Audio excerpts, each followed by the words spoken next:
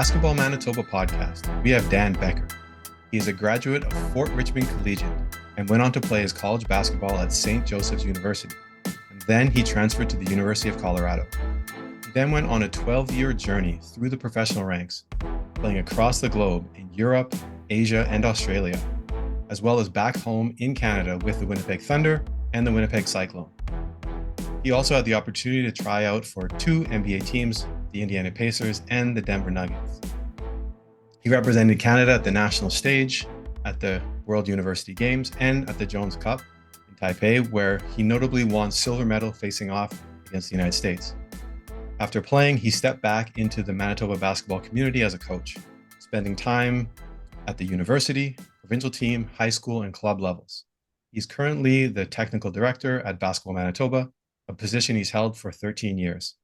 He is a Big 8 Conference Select Team member in 1998, a Manitoba Basketball Hall of Fame member class of 2013, and he coached the gold medal team in the 2014 National Championships at the 17U male provincial team level. Dan, welcome to the podcast. Thanks for having me. All right, man. So I got to start off by saying this. Got to interview Naya, your daughter, before you on the podcast, which I got to say, like, I didn't realize it until I'm doing the interview. Then I'm like, wait a minute. I'm like, I haven't even interviewed your dad yet. What's going on here? And she obviously, as you know, with your daughter, thought that was funny. She's like, but I opened that up just to say that, like, it must be an interesting, because we're going to go into your story, but you got to actually listen to her podcast, and like, she's talking about her story, and she's so early in it, right? She's experienced so much, but so early in her story. How does it feel to kind of look at her and then also reflect on like your journey, being that you were a big part of where she is now?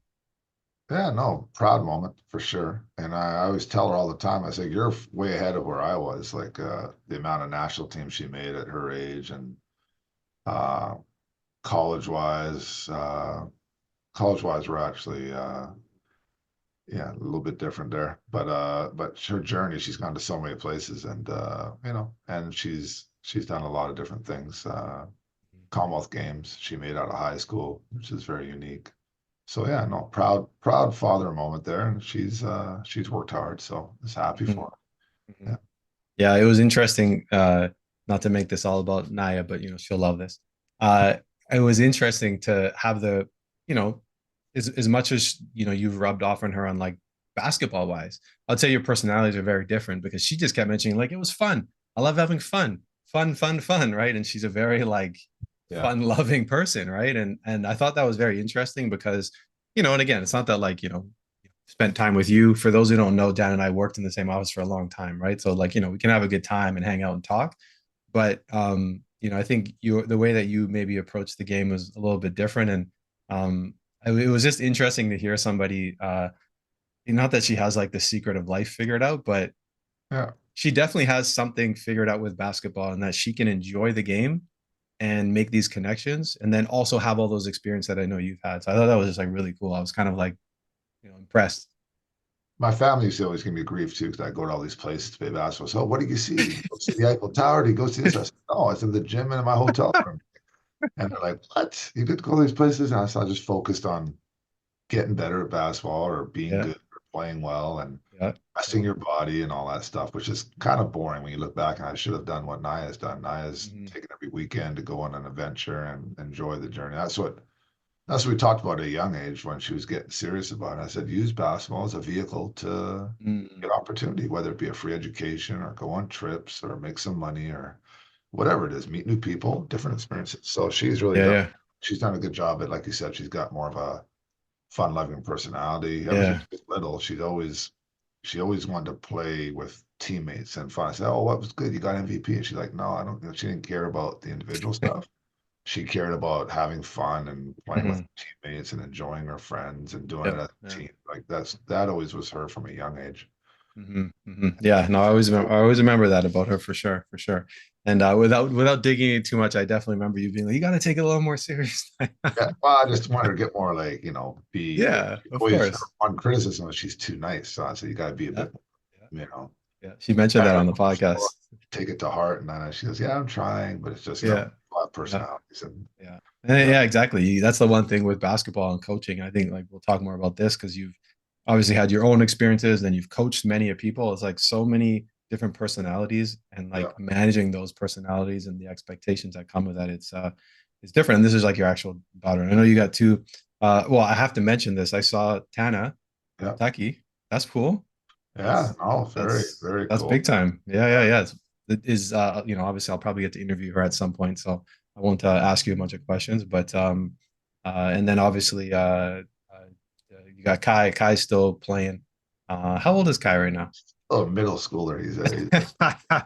Yeah. Yeah. Got a lot of So, growing to do still, a lot but of growing, a lot of growing. Yeah, for sure, for sure. But anyways, I wanted to, mention that because the one theme that comes up in this podcast all the time, and everyone from Manitoba will know this, and I think you'll know this at a larger level, and I've found this out through my experiences. Like the basketball community globally is quite small.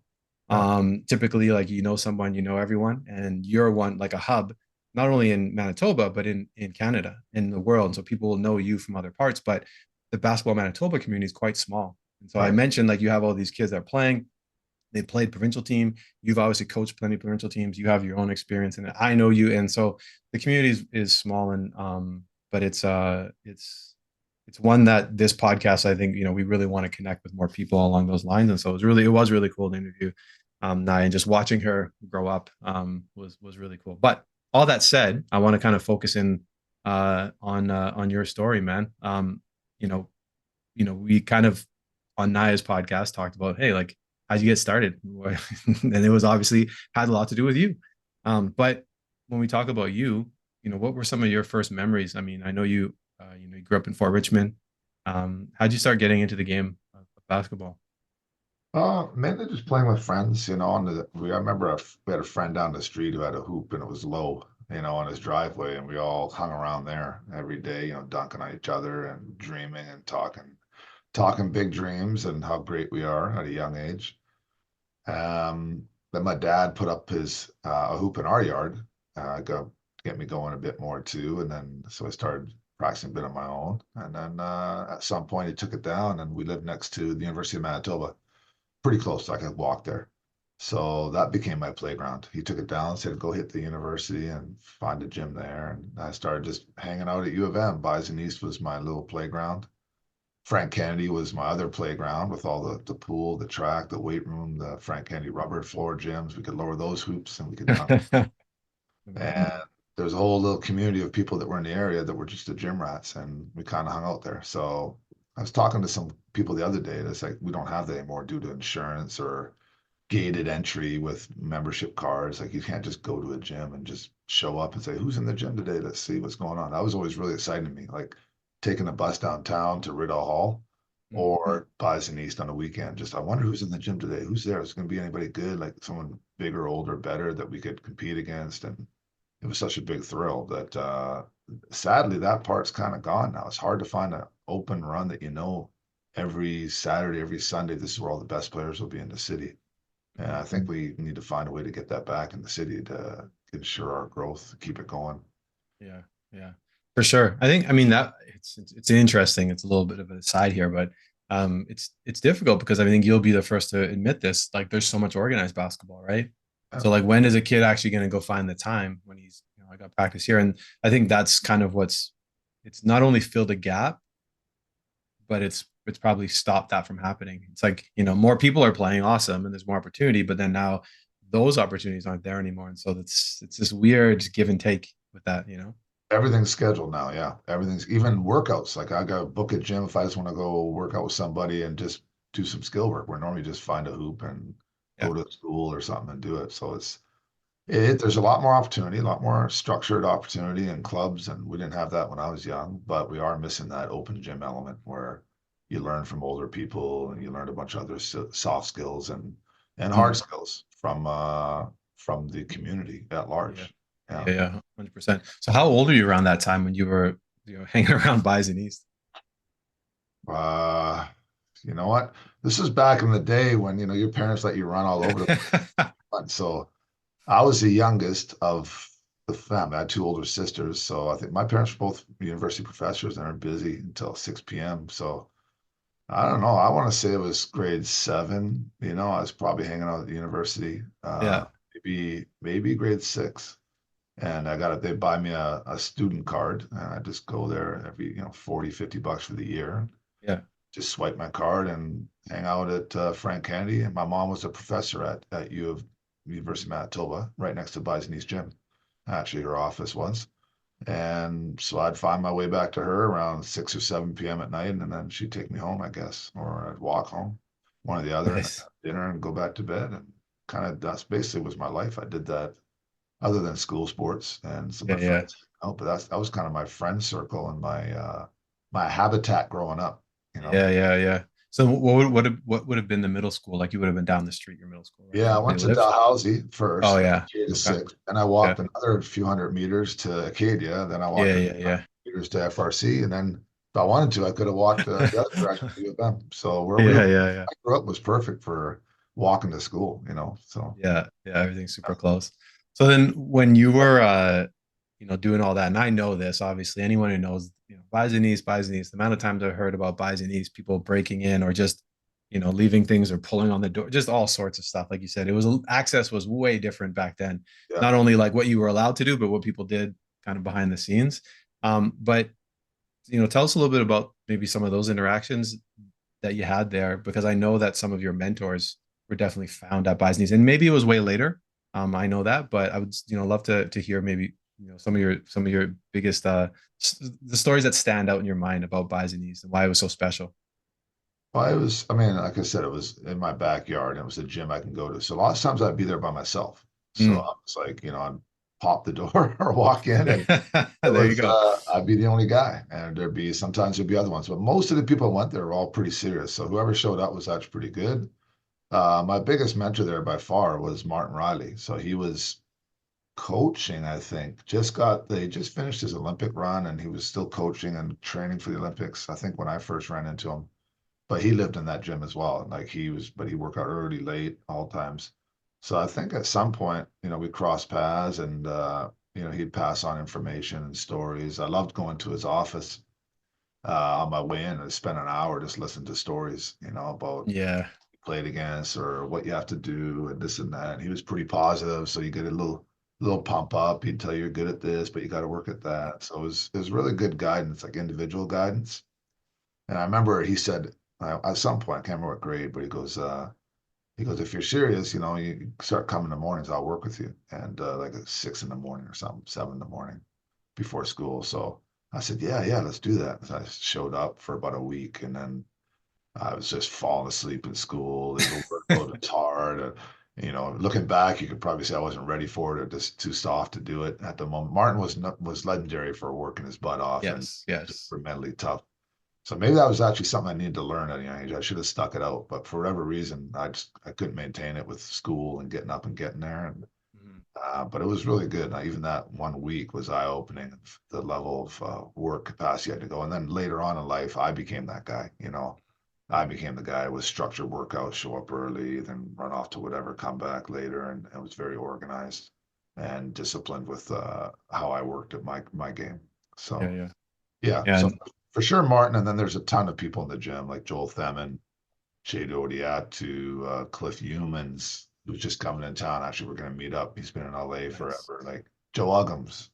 Yeah. Uh, we had a large. I'm forgetting everybody, but I was a young guy around, and everyone that was pretty good in that area went there. And on the weekends, we go down to Riddell Hall, and that's where the whole city showed up. So Mm. that's where like the Gordon Bell guys were there, Perry Scarlett, Maurice Seals, and all those guys, Gideon Hodge, you know, a Dunker, all these legendary guys who all had, all their little moment. But that was really exciting to me. That's kind of what got me hooked on basketball, was just seeing all these different talents and going to play and competing against these guys and slowly getting better as I grew and Mhm. saying, yeah, I could do this. So you need to measure yourself and learn and take from others and then keep growing. And I think Yeah. that's the exciting part about basketball, right? It's one of those sports that whatever your level at, you always get better. So that's always fun. And Mhm. then once you start getting better than the people around you, then you look for the next thing. So Mhm. that's kind of just it never ends. It's like golf, right? You're never perfect at golf. Yeah. Basketball is Yeah. one of those sports. You're never the king at basketball. Like he was always another hill to climb, another person to go through. Yeah, for sure. So then when did you actually, I mean, you kind of said this is what got you hooked. Do you remember a specific moment or a time or a phase where you're like, I'm all in on this. Like I'm serious. This is what I do. I really want to pursue this. I know not specifically. I always liked it from a young age, and I was always in the gym. But I also liked volleyball. I was just telling someone this story the other day because we have a lot of dual athletes in this province, specifically Mm, that are good at both. And I was obsessed with volleyball for mm, the first 3 months of the year because we didn't have clubs. So you played volleyball for 3 months, and you switched to basketball. And I remember in grade 9 to 10 that I had to make a decision. I said I want to be good at one of these, so yeah, I dropped volleyball and I just was basketball full time. So that 3 months where I normally play school volleyball, I went to Bison East more and all that got stuff, it. train. And so I would say grade 9, 10 or 8, 9, like right around that range. I think I first dunked right then too. So that's Mm, just dunking and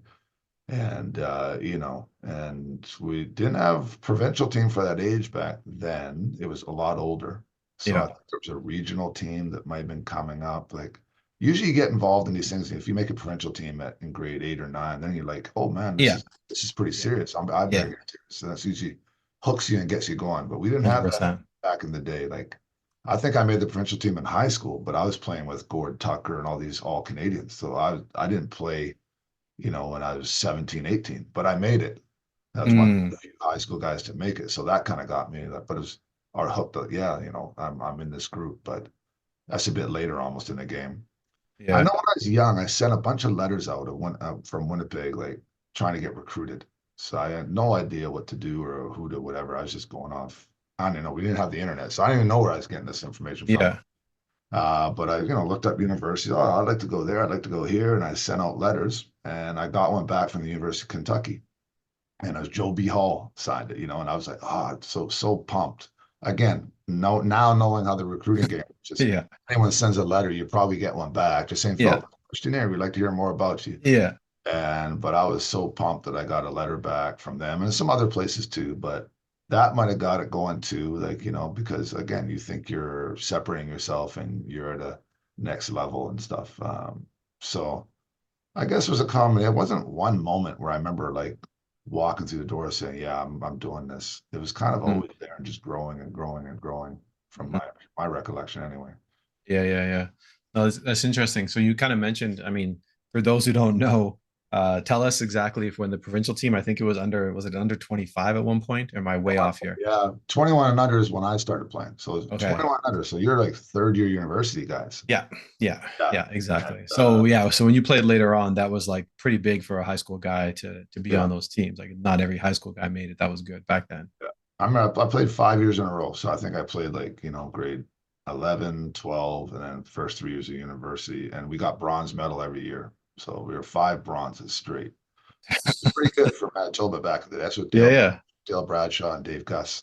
They had their system down of how to compete out there, yeah, and it was very good. Like Joe Ogden's on that team, Gord Tucker, a bunch of guys. I want to say Tony Kaufman. I don't know if he's too old. If I actually played with him, I can't remember. But all these guys were all Canadians. Like, and that's Can West was super strong. yeah. Like, good players, and so that was really good for me as a youngster to learn from those guys. Mhm, But mhm. all I did was just dunk and warm up and sit and watch the game. Yeah, I yeah, was, yeah, I was yeah. end of the bench guy for sure until Yeah, yeah, yeah. I got a bit older. And then the ages started changing. I think one year I got to come back when I was 25 and under Okay. for the Western Canada Games. They changed it. We played at UW. Yeah, yeah, yeah. So it was like Bert Taves and that whole Westman lineup, and then myself and Terry Lamrue, a few other guys, Paul Bryant, that Yeah, age. yeah. Yeah. You were playing pro by then already though, like Oh yeah. 25. Yeah, you're like an actual pro. That's crazy how much, yeah, those age ranges they affect things. I mean, they didn't have the young provincial teams back then either. So what was, I mean, I want to kind of rewind here. We're kind of getting a little ahead, but when we're thinking back, you mentioned that letter you sent to Kentucky. I'm guessing that wasn't when you were in the 12th grade. I'm guessing it was when you were a little younger. What Yeah. was your high school? Maybe talks about the transition from high school, how that went, and then how'd you end up at St. Joe's? Um, well, high school, just going through it, like no one really went anywhere. So it was like you went to U of M, UW. I was going to go to U of M because of my relationship with Martin Riley. And I just dreamed a bit about going away. We saw the NCAA games on CBS or Yeah. NBC on the weekend. That's kind of all we had.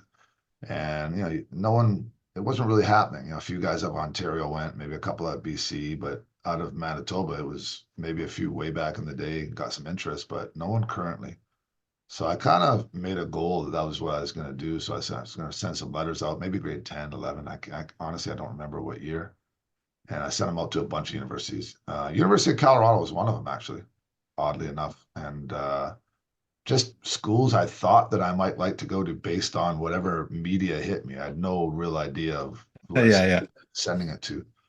And a bunch got back. Oregon State came up and watched me play at the WIT tournament. Some others like the Montana, University of North Dakota, those schools in the area were sending letters and they're hearing about me or coming to watch a bit. But what really changed was in grade 12. My dad's side of the family is from Philadelphia. So he was going back in grade 12 at Christmas time. And normally in the States, you're recruited early, you commit a bit Yeah. early. That's grade 12. My grade 12 year, I got 5 months left of school, 4 months left of school. But we went down and our hotel was right next to St. Joe's University.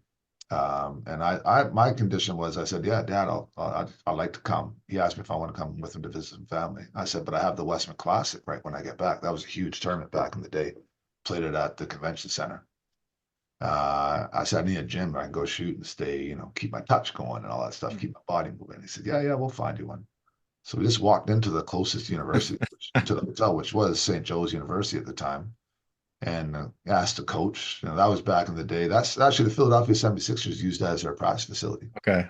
So we just walked in. The coach saw us just off the gym and said, "Hi, we're from Canada. This is my son. We have a tournament. Just want to get some reps up." And they said, "Yeah, sure." And then he started asking questions to my dad and me. And I was about 6'6" then, 6'7" almost, and just shooting and doing stuff. And then they sent a few guys out to play 1-on-1 with me, 2-on-2, 3-on-3. And before I left that day, they offered me a scholarship. So for a guy my size and my mobility and skill set, Yeah. they didn't see me play 5-on-5, which is probably helpful because Yeah. I was Yeah. coming from a Canadian environment in Winnipeg. It was, we were a little bit behind down there and I had a lot to learn still, but I had the raw material. So that's what Yes. I saw. And I said, yeah, sure. Just kind of boom, that was it. So a lot of times, the recruiting piece is it's just opportunity and luck Yeah. sometimes and being at the right place at the right time, playing good in the right half when a coach is watching you or having someone influential speak highly of you. So Mm.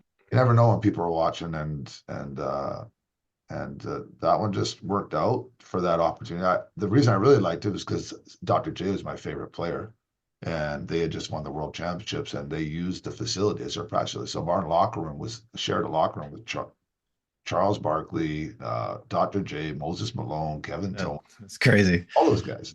Yeah. And for a young kid from Winnipeg, I was like crazy. I was just loved that. And then they practice every morning, so we could just walk over to the gym and watch them practice.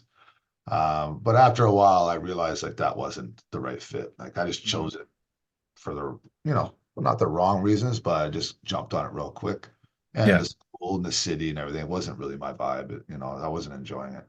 So then I transferred. Before the transfer portal, I went to the transfer portal. What Bad. was it? What was it like back then though? Like, could you just transfer or just sit out a year? You have to sit out a year. Okay. Yes, Okay. that's the big thing there. Like people didn't transfer as much because you lost a year, and then if you got hurt a year, you actually burned a year up. So Oh wow. you transferred, it was for real good reasons or something you had to go.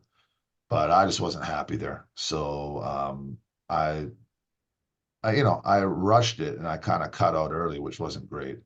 Again, I had zero guidance, no mentors in that area. My parents really didn't know that world, and I just wasn't happy. And then so I left, told the coaches I'm going to be transferring, and went home and started training. And I think we talked about this on my earlier podcast and Mhm. telling that story. My dad's like, "Well, what are you going to do? Like you just kind of come home from school, you're sitting in my living room now." And I said, I'm going to get another scholarship. I'm going to get one. And again, not knowing anything about how this whole world works, I just thought I'd get another scholarship and started sending out letters again to people, letting them know that I had transferred. I played there. The good thing about going to St. Joe's was it legitimized me as a Division 1 Yes. talent, right? So now this kid from Winnipeg, there's no film back then, really, not much. So it's all like, I'm this big, I played here, I played there. Yeah. So now I was taking it a bit more seriously. And then I remember Colorado flew into Canada to Winnipeg to watch me train with the provincial team to get a good look at me. And I had some visits set up for from different schools, but after Colorado got serious and I liked it a lot. So we ended up going there. And I remember choosing, I said, the next school I choose, because I didn't like the environment I was in, like basketball aside, I didn't like St. Joe's for that reason. So I said, the next school I'm going to choose as a student, where if basketball wasn't a part of my life, or it wasn't going well, that I would still really enjoy the experience, the Yeah. location. So Colorado just had a real nice vibe to it, and felt a little Canadian-ish. It looks a little bit like BC, you Yeah. know. Yeah. So it felt right. I went there, sat out my redshirt year, which is my transfer year with Coach Tom Apke. That's who I signed with, and then he got fired. So after that year, a new coach came in who didn't recruit me, didn't know me, but I was stuck. So this is the downside. Nowadays, I could just jump in the portal again. I'd be gone. Yeah.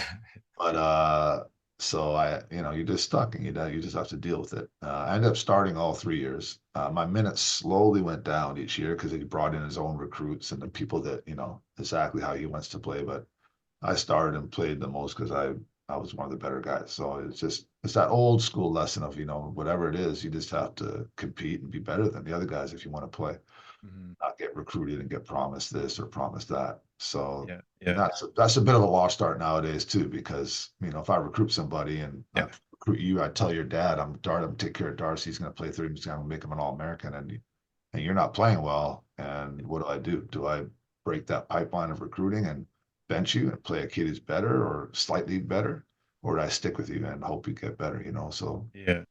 yeah, it's a little more pure, I guess, back in the day. Who knows? But and then that was my Colorado journey. 3 years in Yeah. the Gate, yeah, and had some successes, did well. And then uh, honestly, at the end of that, I didn't know what I was going to do. I didn't know if I was going to play again. So I remember being interviewed on a TV show saying, your last game of your career is coming up, Colorado. What are your plans? And I was just going to go back to Winnipeg and start from there.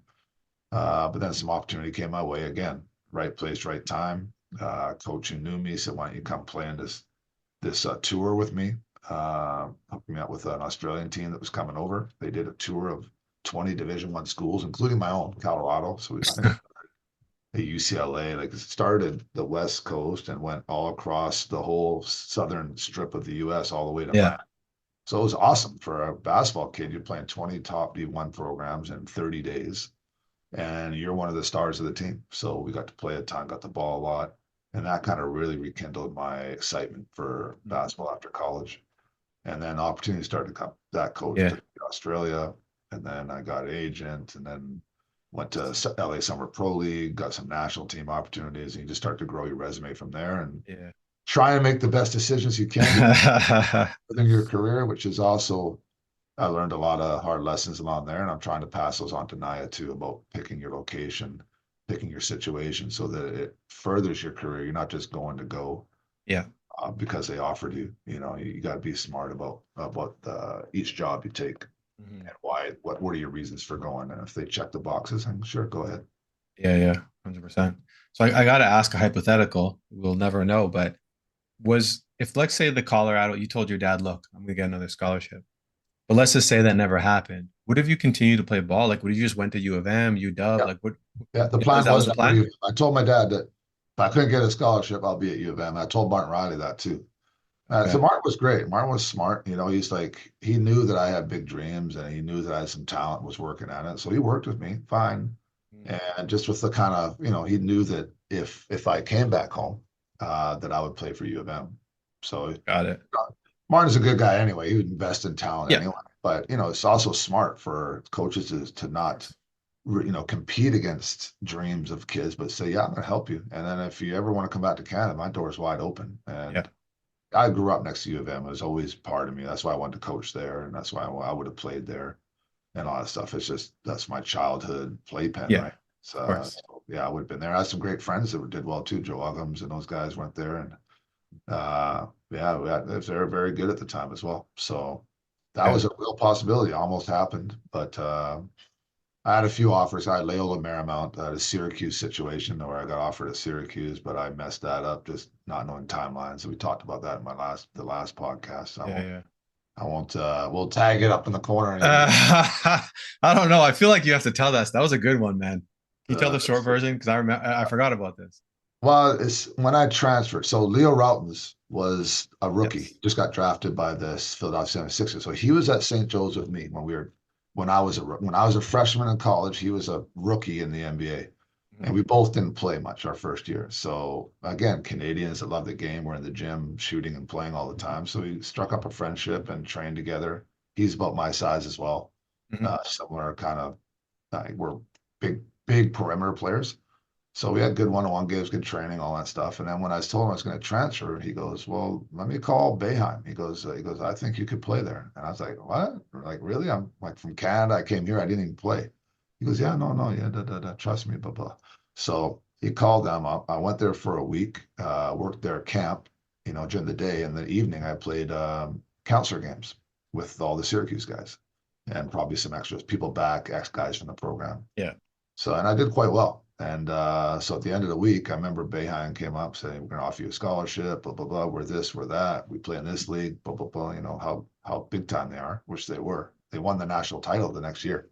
Mm. Um, they had Ronnie Cyclone and all those guys coming in. Yeah. Shout out, Ronnie. Uh, but bottom line was I waited. Like I was like, I should have said yes right there. That was the summer, right? So we're talking, Mm. I Yeah. left the university. It's summertime. They probably had a scholarship open because late in the recruiting cycle. So opportunity again, lucky, right place, right time, right connection. Leo went there, did well.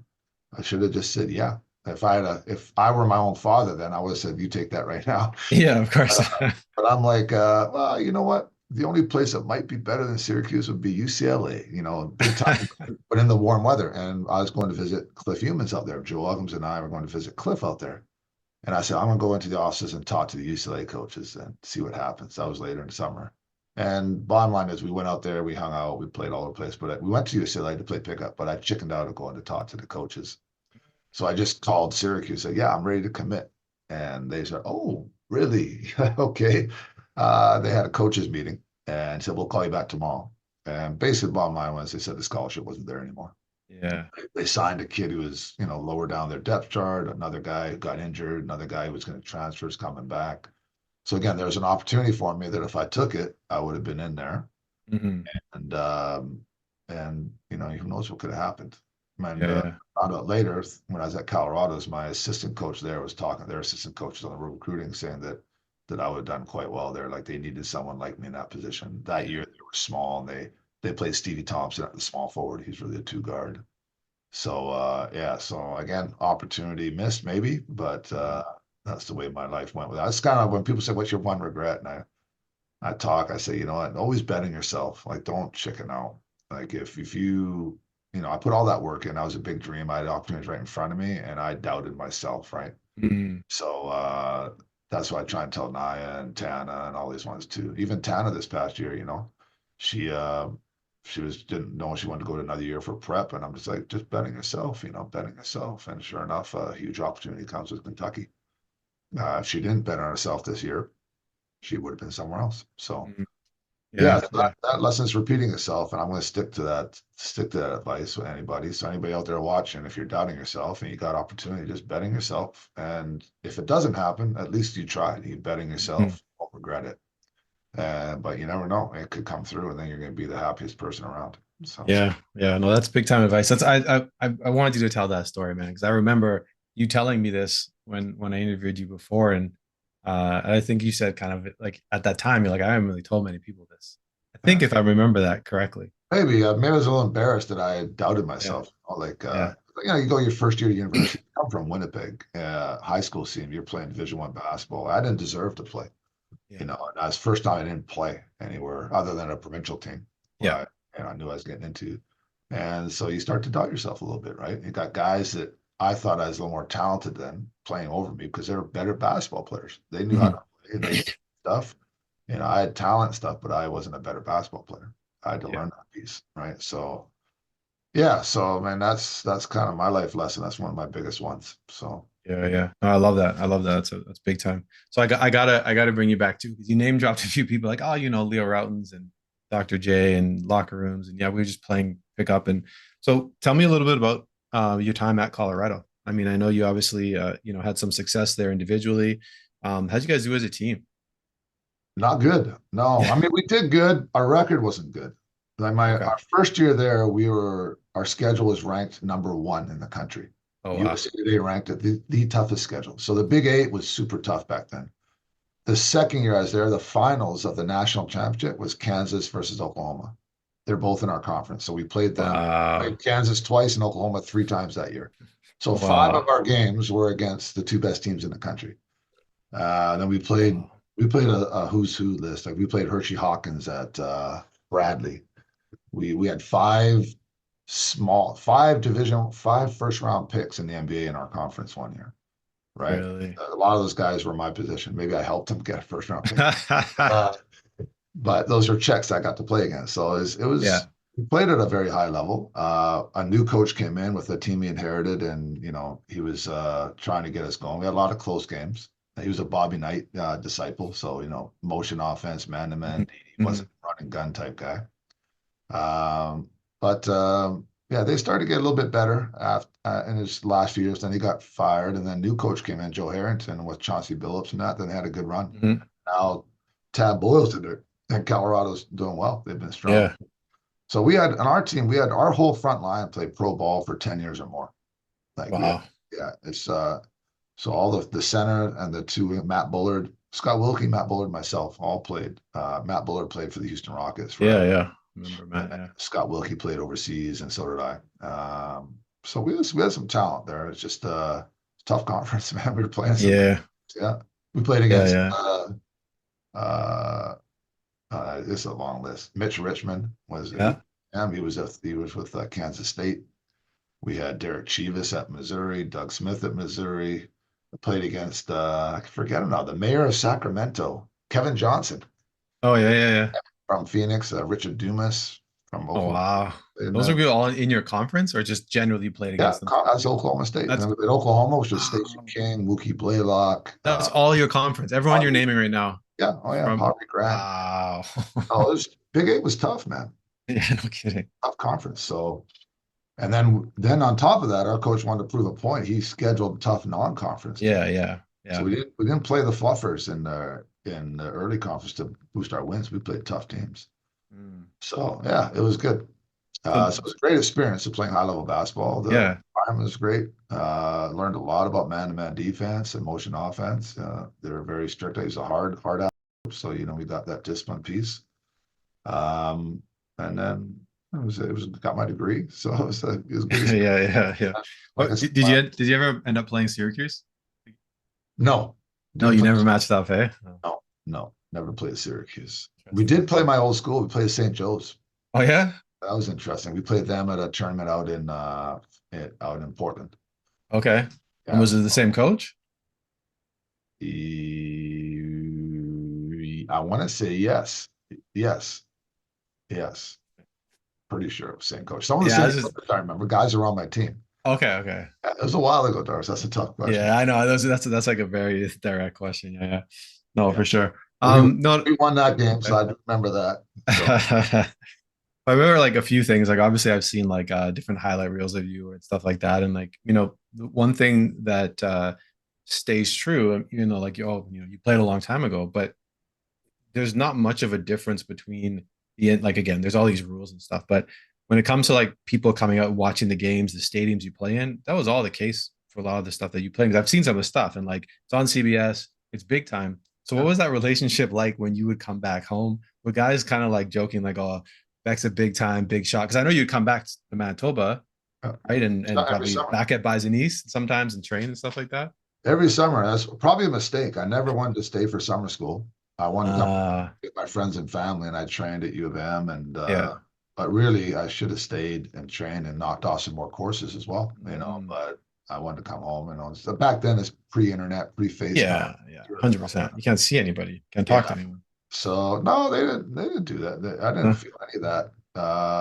No, and maybe I was a bit naive too, but you come back and you accomplish something, people want to measure themselves against you, Of right? course. Yeah. Yeah. So, but no, none of that. Friends were really supportive. We were all dreamers, Yeah. Yeah. all wanted to chase that goal. So it was good.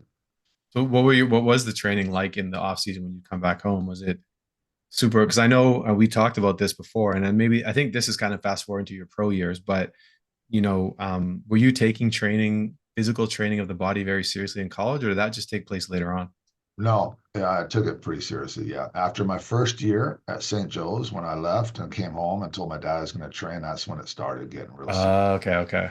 And then at Colorado, I remember I had to take a course. I can't remember if it was for what coursework it was, but I had to do a research paper. So what I selected was plyometrics, Yes. and I went into the microfiche archives to get the Soviet Sports Review, which is the only place you get this. There's no internet where you punch it up. Yeah. So I was getting all these microfiche and these journals from the library resources and put together a plyometric program, a jump program. So that was my redshirt year. So that was right after I transferred to St. Joe's. I had to sit out. So I practiced with the team, but didn't travel.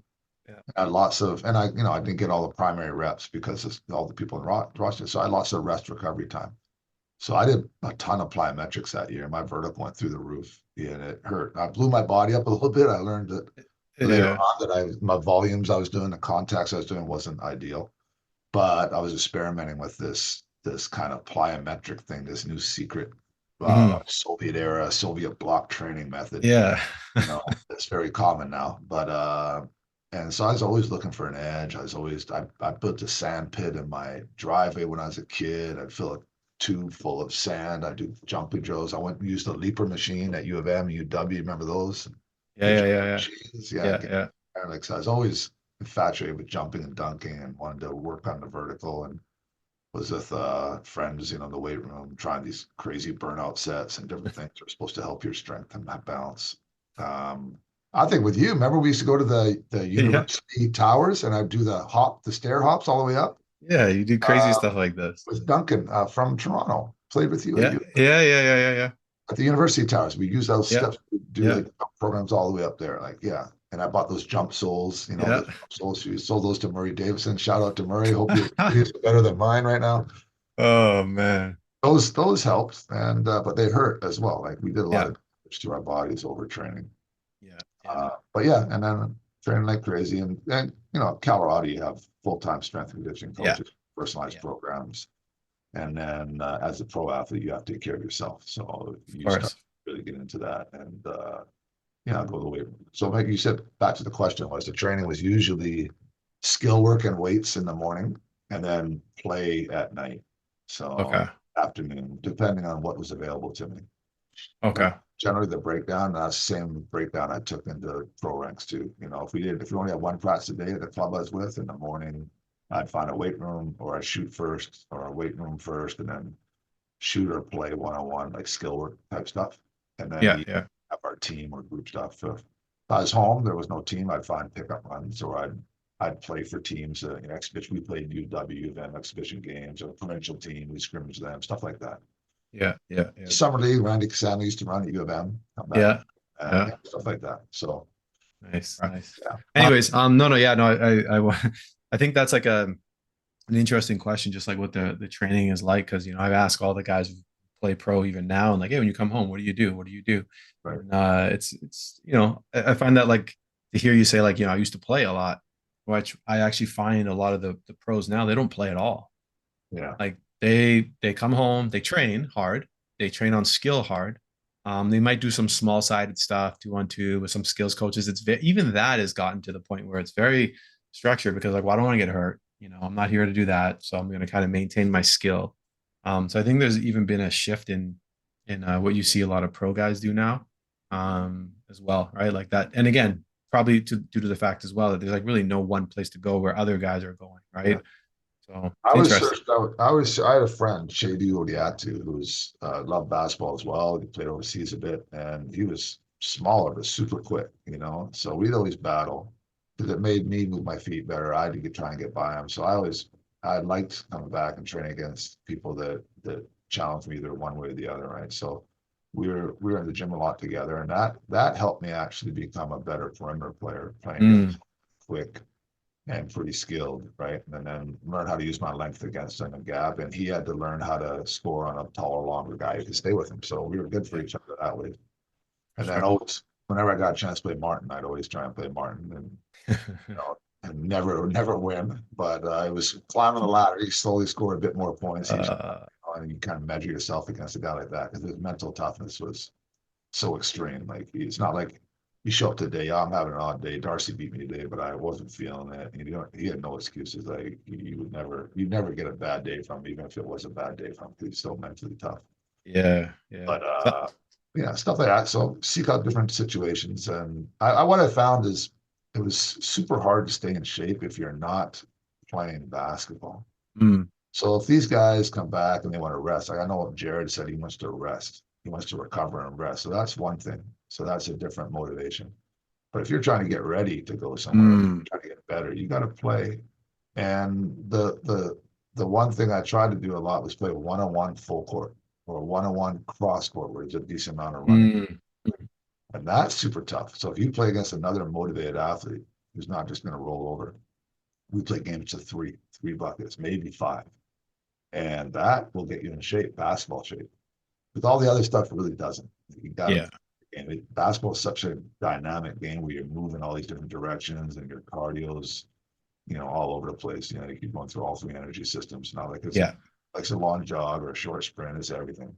yeah, So you have to mimic that somehow, and it's still got to be a bit of fun. So we play one yeah, talented guy. You play one-on-one full court, cross court. We play a series of best of 7 games or best of 10 games, and that'll get you in shape real quick. yeah, yeah, yeah, yeah. Oh, that's yeah. That I've definitely done that before, or even a 2-on-2. But yeah, those cross court games, because yeah, like you said, you're still running, but it's more sprints. You're Well, not, you got the ball, so it's yeah, you don't you just gotta run the go. floor. You got the if you're playing one-on-one, I have to do everything. I Yeah, have oh, I got to yeah. find my shot, Rebound, get it. rebound, Yeah, I got to guard. So push. Yeah, it's a good training. It's a good training device. yeah, yeah, 100%. So I want to jump forward, man. Like obviously you mentioned on that, you said when I was finishing my last year, I was on a TV show and they said, "What do you want to do?" Obviously, we know I said in the bio in the intro, your bio there, you went on to play 12 years professionally. So you mentioned very briefly, okay, you toured around with that Australian team. What happened after that? Went to Australia, played there. I left there.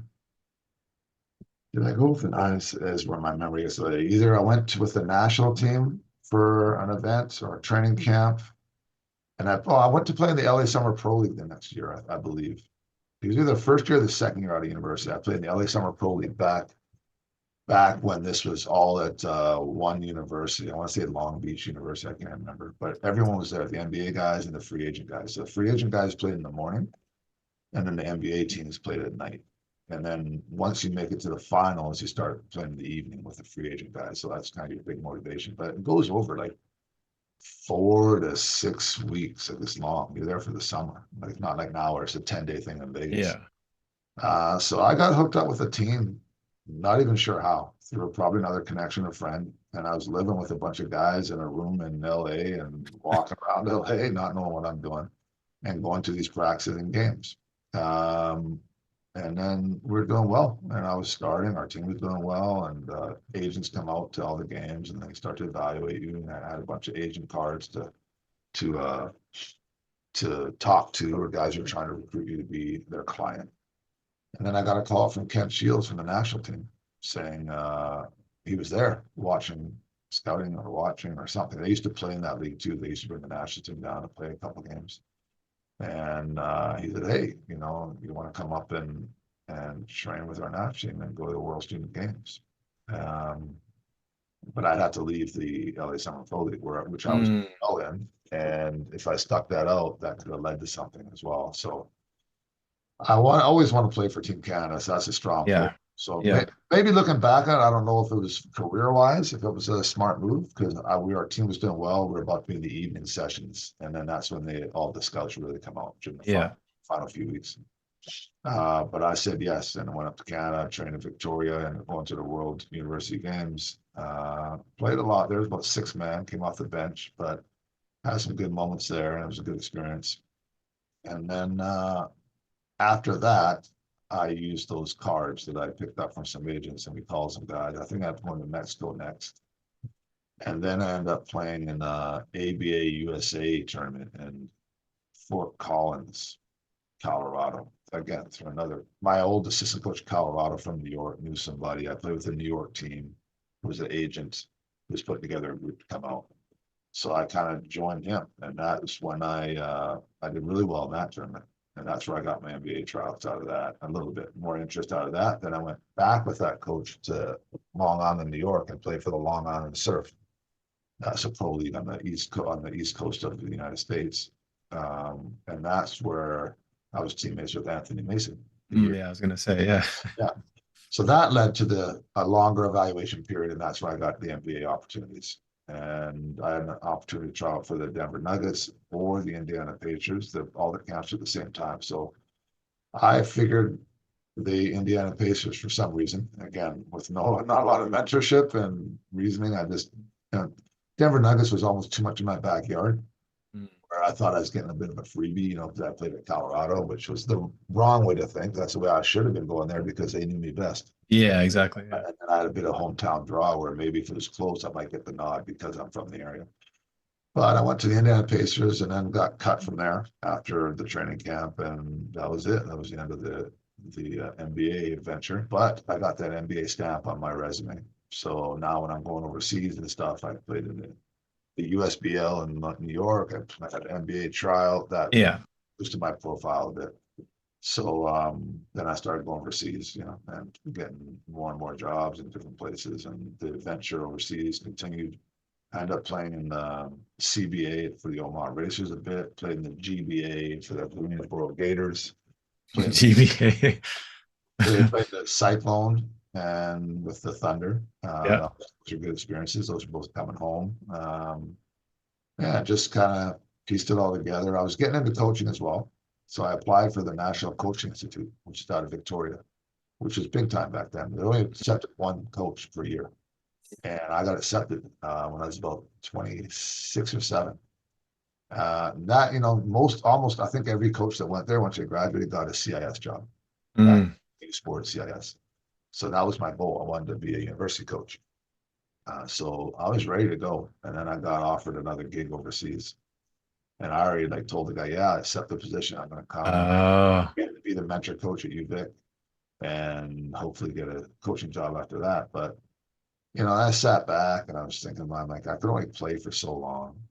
Do I want to cut my playing career short to coach, which is what I wanted to do? But the bottom line was, I said, I can only play for X amount of years. I can coach forever, as long as I'm alive.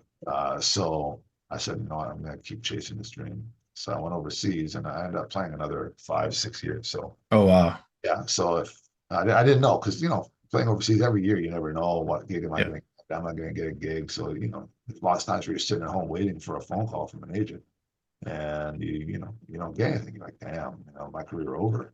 You don't know. So again, I bet on myself for what I wanted to do, followed my heart, and it worked out. And I played those 35 years old, and Naya was born. We had Naya already, married, and just time to settle down. So at 35, I hung them up, and then came back. I think I started helping out and coaching you a little bit. Yeah. It was right around that time. Yeah. So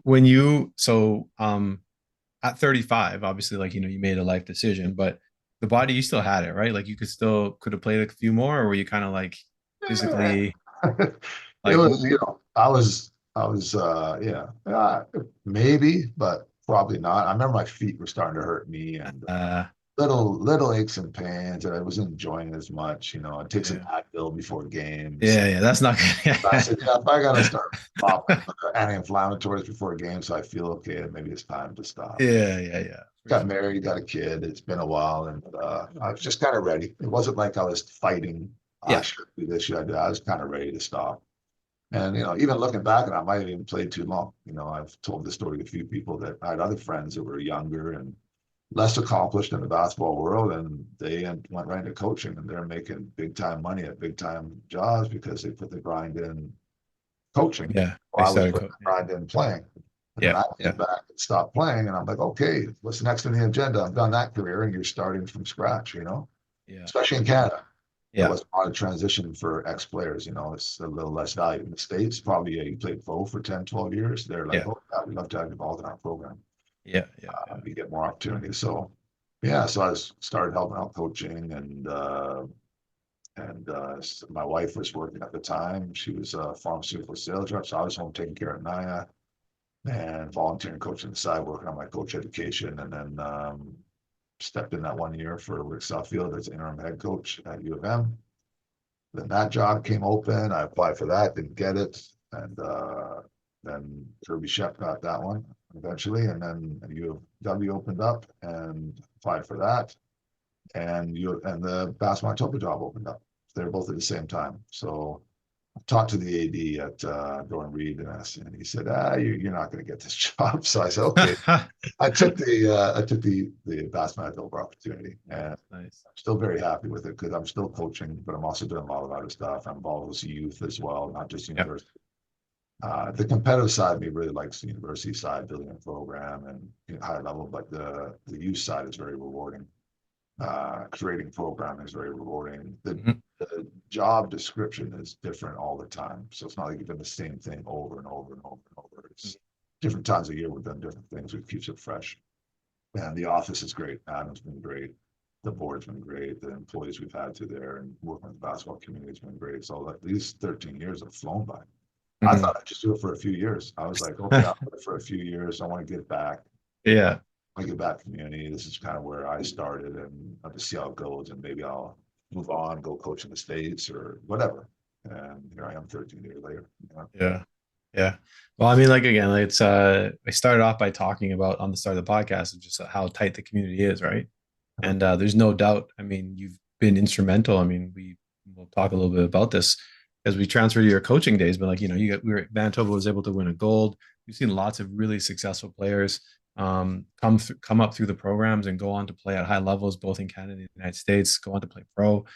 So I think the success of the program, a lot to say about Adam. Adam's an awesome leader, right? But you're the technical director on that development side. And so a lot of that the kudos goes to you as well in keeping that Basketball Manitoba like the solid organization that it is. Yeah, it's a great organization. We get compliments from across the country. Most of that goes to Adam, though, not me. Yeah, yeah. A lot of it's just the growth, of the game, period. Yeah. And maybe having someone like me there that's actually from here that's done it is more just an example as opposed to, I'm there to give guys advice and help out anytime. But I think a lot of them, just seeing people from this province succeed is a big part of it, right? Having that dream and saying that's not unrealistic. I could do that. And I talked to this guy who actually did it as well, and we can give advice. And I talked to a lot of parents and kids and tell them about my story, and that it's a lot more doable, right?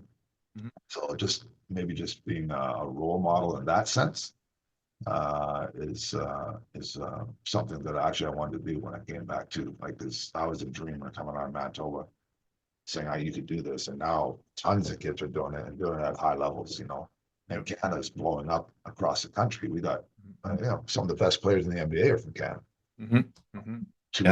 Two or three of them 100% right now yeah the NBA. So back in the day, and a Canadian guy making the NBA was a big deal, and they didn't play much. Now they're leaders in the NBA. Yeah. So we've grown a lot as a country and our province along with it.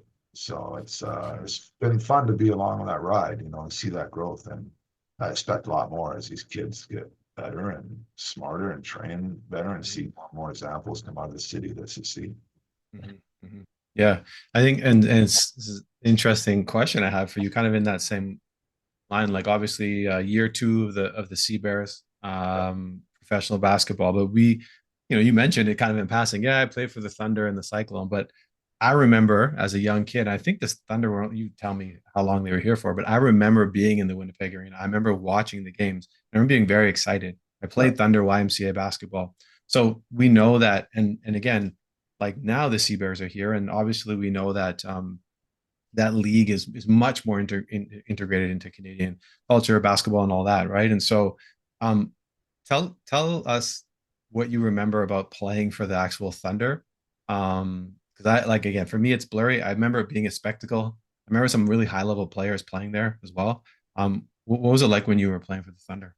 Well, my first year was, I think it was 6-7 and under league, like 6-7.5. I mean, a bit over, but I guess Mhm. I guess I made the measurement. They don't really measure. You like shrunk But down a little bit. yeah, Tom Masalki was a coach, famous coach from the NBA. He was coach of the year at the Houston Rockets. Alan Level was there, big time player, and a bunch of James Blackman from Kentucky, big name guys. But they're all 6'5", 6'6", and Yeah. so I was actually one of the tallest, and doing well. I remember Masalki liked me a lot, and I was going to end up playing a lot, and I pulled my quad going into the first time. I haven't got a whole lot of injuries in my life, but I pulled my quad and bleeding like internally, that like the muscle, everything. So I was wrecked for a little bit, a few months there, and then that one just kept going. I was part of the team, but didn't play a ton.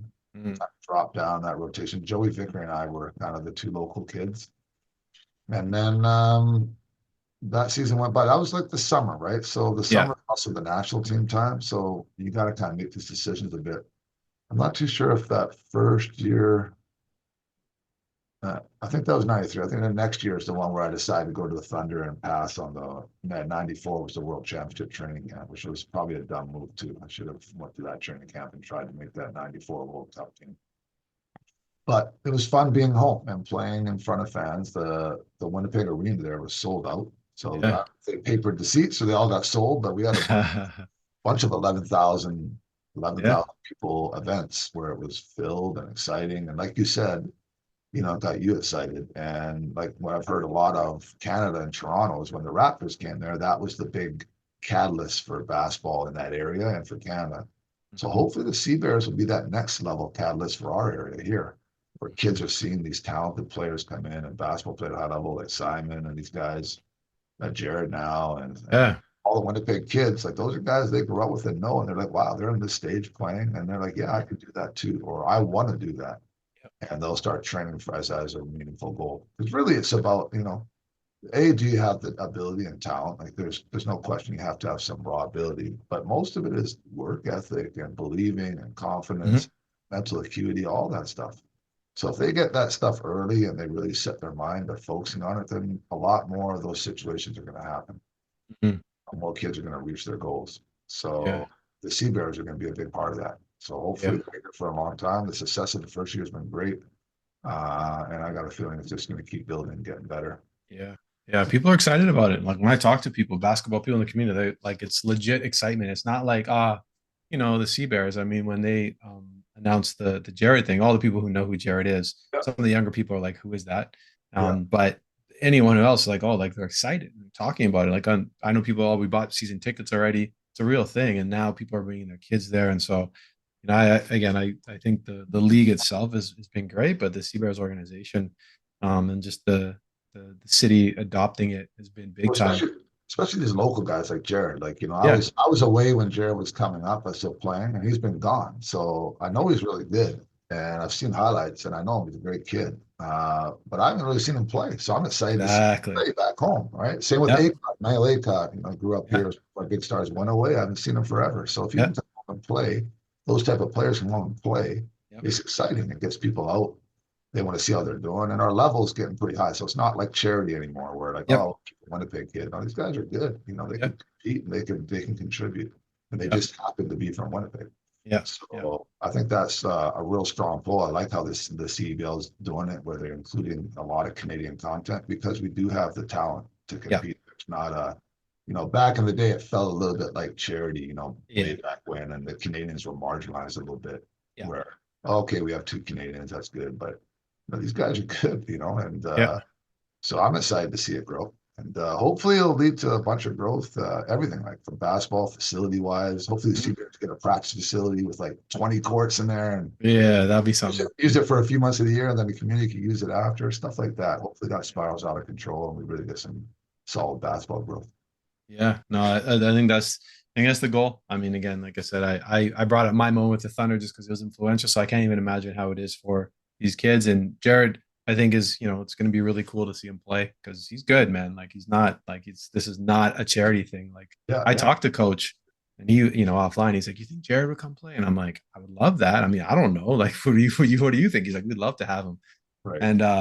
And yeah, so to see him be here is big time. But I think it's interesting because, like you said, now that the Sea Bears are here, a guy like Jared or whoever it may be The can next play. year. Yeah, the They can next come year. home and Yeah. play. Yeah. Where now the person doesn't lose track of them. Oh, I remember Jared from high school. Or I remember Jared. Oh yeah, he went and played there. Or I remember Jared comes every year and plays. He's like the hometown hero, right? And we have that talent. Like Yeah. it's just I, going to I motivate more people.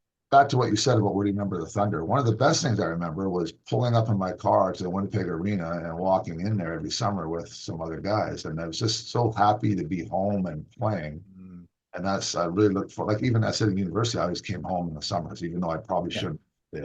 I should have stayed and trained and took opportunities down in the States, but it was so much fun doing that. Then being a pro, then I'd wash my car, make it look all shiny. And Yeah. I was a big time pro pulling up to an NBA game. Yeah, So it was man. moments. And so it's something that could be a goal for a lot of kids, and they're really going to enjoy. For sure. For sure. No, 100%. So I want to touch briefly on your coaching. I mentioned in obviously how many years have you coached the provincial team? Let me ask you that question this time. You Here's remember post. how many summers have you coached the provincial team? Oh, I just post up my resume by bio for that. I want to say I'm still guessing a bit, but I'm going back. That first started with Minich back in the day. He got me into it actually. I was an This is assistant. like before you were even with Basketball Manitoba. Oh yeah, oh This is yeah. like I way, coached. way back. Yeah, I Okay. coached. I coached a bunch back then. Yeah, I coached. Yeah, because I coached the Lother twins with Randy. We did Yeah. a cycle there at 17. I did some 15U with Yeah. Minich, and I want to say maybe seven provincial teams, maybe six or seven. And this Okay. again this summer and for Canada Games, I'll have two more Yeah. coming. Yeah. Yeah. Yeah. Yeah. So maybe six or seven, and plus these two, I'll be at eight or nine. You've coached a lot. And then I also so we got the gold medal there. I know you've assisted, speaking of Coach Cusano there, on some Oak Park teams where you guys won some provincial Yeah. championship as well. Um, again, I kind of want to just ask like a general question here, but what are some of the most memorable coaching moments that you've had? And it doesn't necessarily have to be the wins, but like, just it could be a specific thing that happened. But what comes to mind that you stands out within your coaching career that you're proud of? Yeah, you know what? It's funny you say that. There's two sides to that. Like for sure, like winning a gold medal is something we had never done, and that was a cool moment.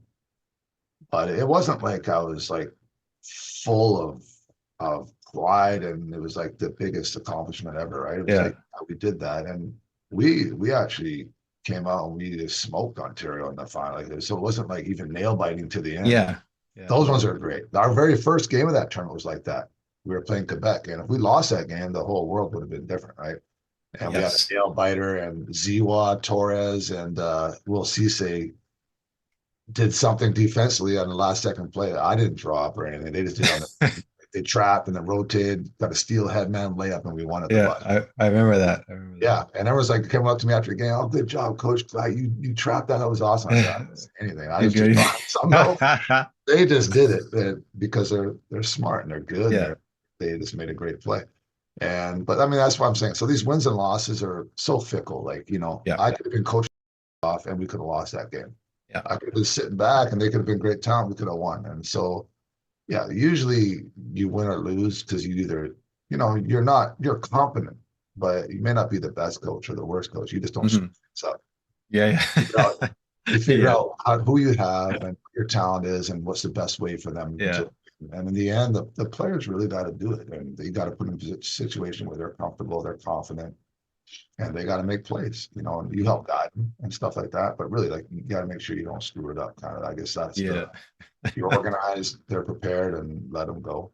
Um, so the biggest moments really are the development ones. I Mm, keep thinking about Ryan Caleric. He mm, keeps coming to mind a lot. So again, he was at U of M when I was there. He came in with a lot of not issues, but he was fighting a bit with a few guys in the team. There's a lot of mentoring with him and a lot of time spent with him. But he loved basketball. He's a really good kid, and now he's coaching. And mm. he reaches out a bunch, and stuff like that. So stuff like that where you've impacted somebody Yeah. and just feels really good.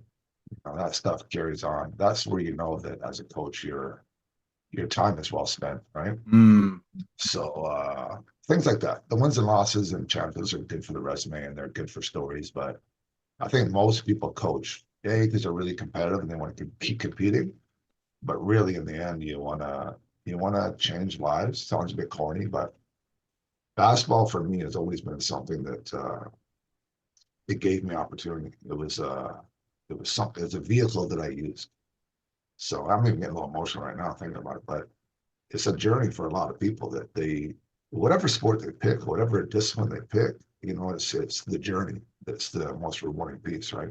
So putting the time in, seeing yourself get better, achieving, and then passing that on to people is kind of the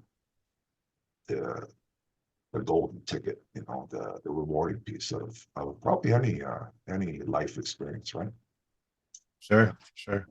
No, that's well said. I don't know who said it.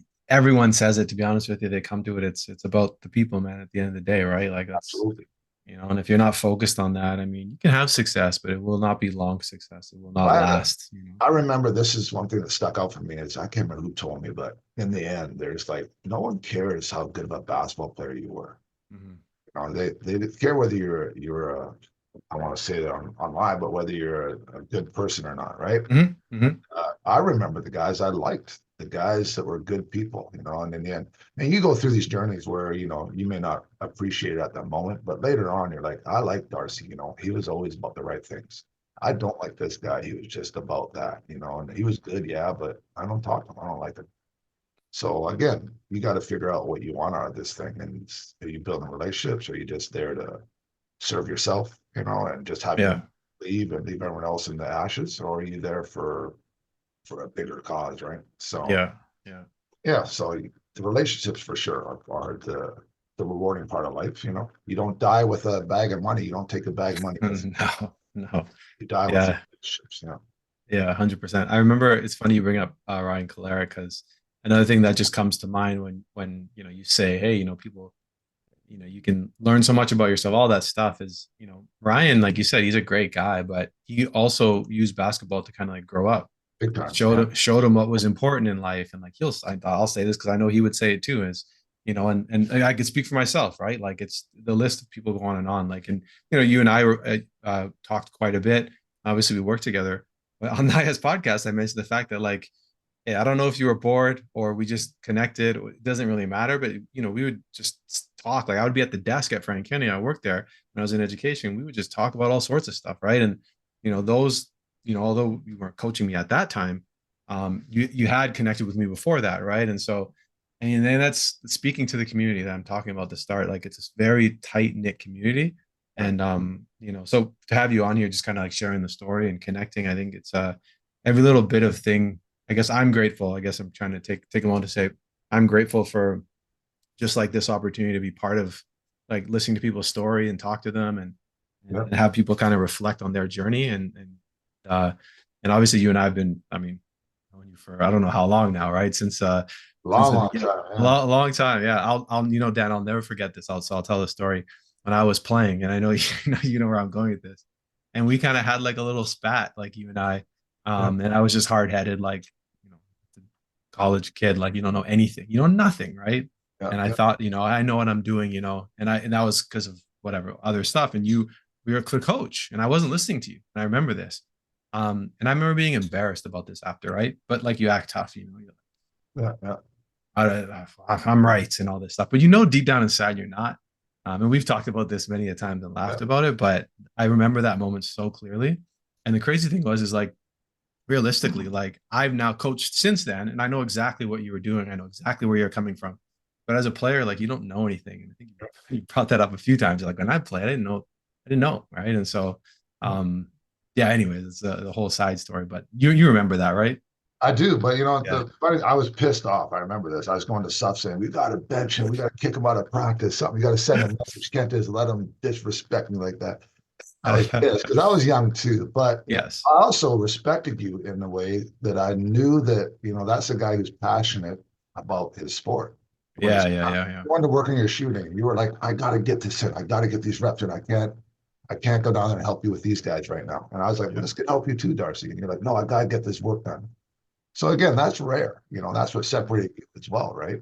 That you were an elite shooter and you went on to play and keep doing stuff after college. Yeah. Not many people do, but that's one of the reasons you did do that, have that Yeah. success, because you had that, I don't know, that stubbornness, but you had that focus and you had Mm. that, I'm getting this done and I'm not letting people distract me, whether that person could help or you Yeah. think Yeah. Yeah. later on you look back. We all do that. I Yeah. Yeah. was For when I sure. was young too. I thought I knew everything, and I went back to Dale Bradshaw and thanked him big time because I didn't appreciate how much he really helped me Mm. big time. Like, he's one of the most Yeah. influential coaches I had for 5 summers.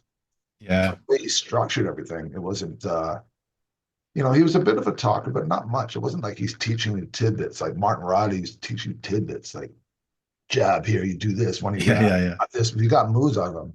Dale did it in a big picture type of way, like the practice structure you learn through the practice. Mm. And at the end, you're playing the stuff, you're enjoying it, you have fun, and you're competing. And then you realize, oh yeah, this whole thing was designed to teach me this or that. Mm. And over the course of summers, you got better and you just learn. So with my club and when I coach stuff, that's kind of what I do too. I'm talking less and I'm competing more and I'm trying to create stuff where they have to figure it out. Like, here's a situation, Mm. you got choice A, B, or C. You guys Yep. playing, people have a winner and loser, and pretty soon you'll start making the right decision more often. Mhm. And you're going against good people and you're competing more. So again, designing that takes a while for people to really realize. Yeah. It's not like I burst in, make a big speech, and tell you this one thing. Wow, I left this. Dan told me this, and I learned this today. Yeah. It's more Yeah. a roundabout way of coaching, which I like, and Dale was great at that. Yeah. Yeah. Yeah. Shout out to Dale. It's weird how when after you've grown up a little bit, you realize you say you went back and thanked him because you're like, man, I didn't realize how much you were actually doing.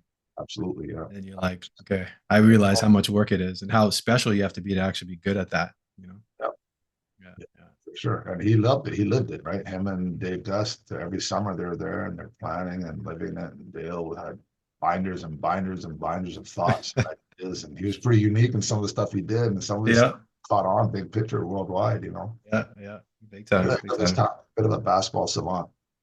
Yeah. Yeah. I know a lot of people have said like, oh, he was my mentor, my mentor. Like, a lot Yep, of people I've interviewed. absolutely. That's he's mentored many of people, right? So um kind of want to ask you this, man. I don't know if this is something you can actually answer, but you know, maybe what is your most or some of your most memorable just basketball stories? I mean, you kind of mentioned, mentoring people just generally, and obviously you mentioned Brian, but are there any specific moments that stand out to you kind of throughout your journey? Uh, you know what?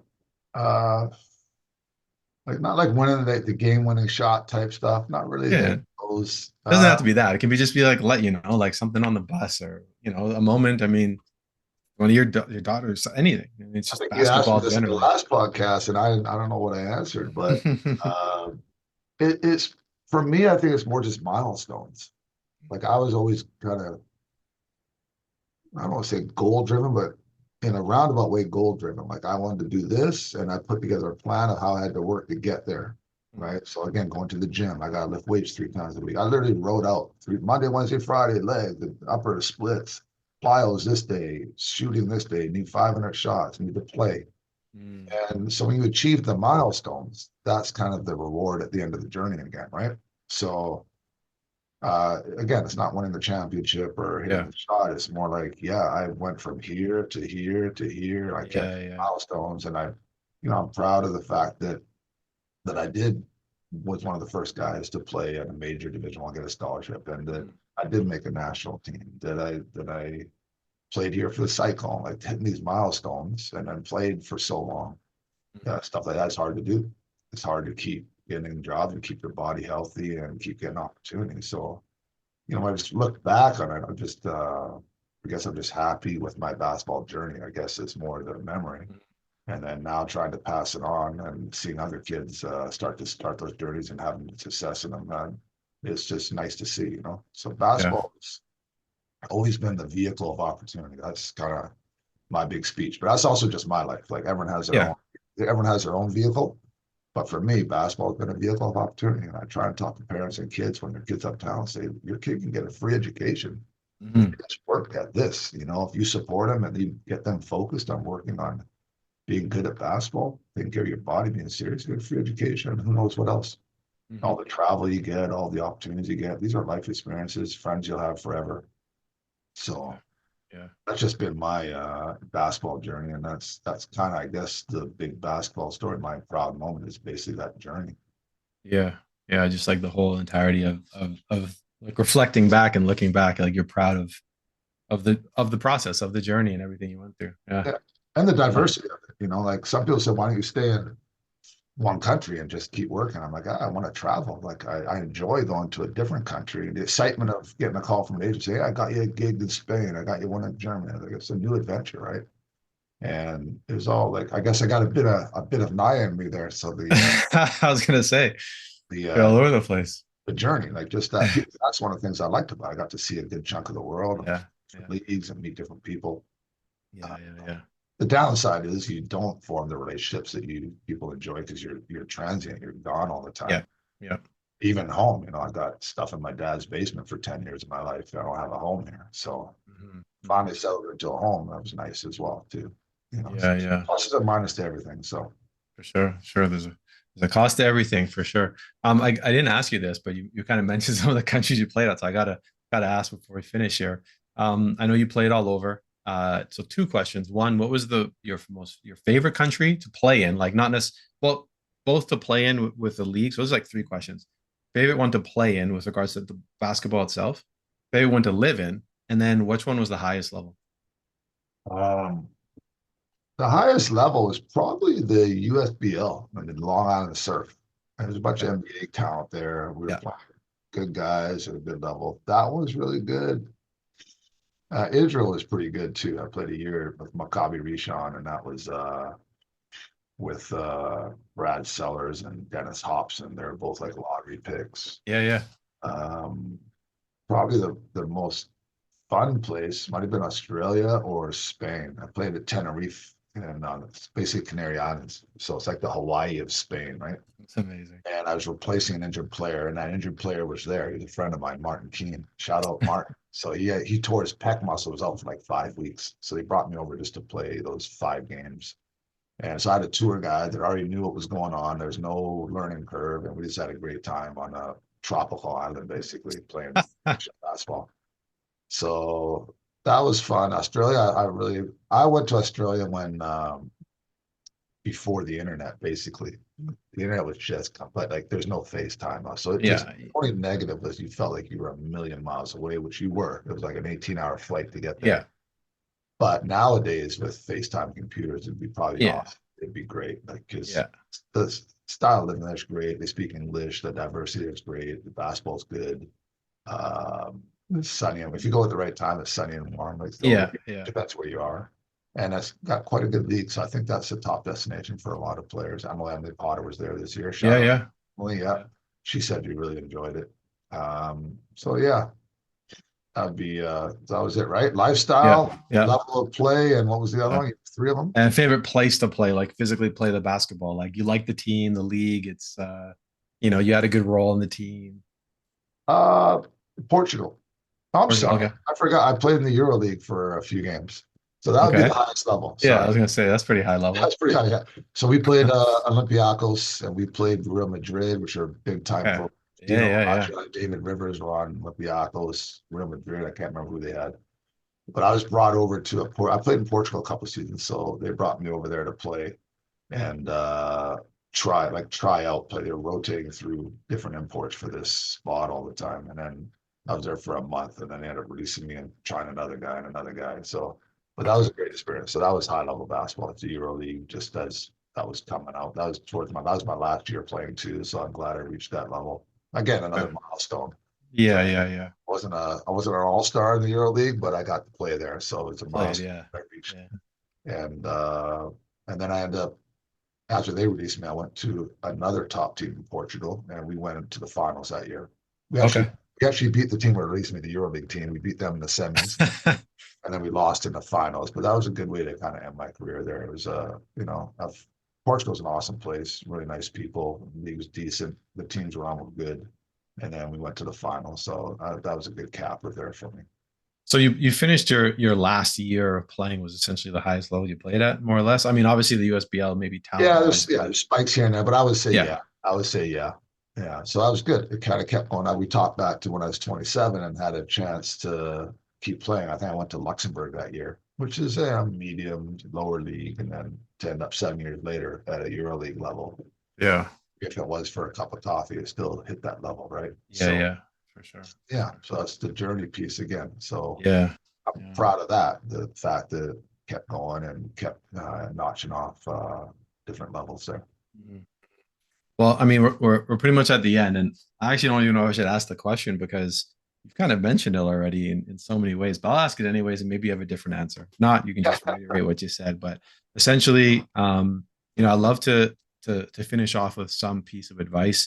You've had a long journey, right? So there's definitely some advice there. But you've probably done this talk before, whether it be you're talking to um, a young coach who's keen, or maybe a group of them, and you may not never see them again, but they've come to you for some advice, or you're giving some sort of talk, and you really want them to understand, walk away from that meeting with one thing, because they're not going to remember everything, right? You just can't.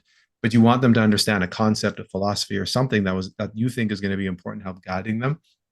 What would that one thing be that you want to pass on to some young coaches, um, who are really just starting out in the game, but have big dreams with basketball?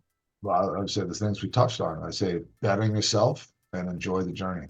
Those are the two. Mm, So never shy away from a big moment or a big opportunity thinking you can't do it, because you probably can. So go for it and then enjoy the journey. Don't be away. Like find friendships, try and keep those going. Enjoy those things that come along with that stop. Enjoy that piece of your life. Take a page out of Naya's book there and there you go. smell the roses a little bit. There you go, On each man. step of the journey. And then when you look back at your journey, you're going to say, you know what? I bet on myself. I tried my best and I enjoyed the process. And what can you be mad at there? The results will speak for themselves as long as you're working hard and you're not giving up on anything, right? Yep. So then that's your journey. That's your story. It is what it is after that.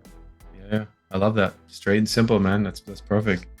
Well, I appreciate you, man. It's been a long time. I have heard most of these stories because it was, I think, 3 years ago when I was doing a podcast. But I know that the listeners of this podcast have not heard this stuff, and so anyone who's knows you but doesn't know you, that's the one thing I found out about these podcasts. I interviewed Bob Town, and I've known Bob for a long time. Didn't know anything about him. I forgot he was an Olympian. I was like, oh my god, I just completely forgot. And I played with his son. I coached his other son. So it's important. These stories are important to share, and I know your perspectives will definitely touch some people with regards to maybe giving them that little push, not to doubt themselves. But all that said, man, I appreciate you taking the time, and yeah, thank you. Oh, it's an honor. Thanks for having me. Thanks for listening to today's episode. Please like, subscribe, follow, and share this series, and reach out to us with your comments on the show. Thanks again for joining us.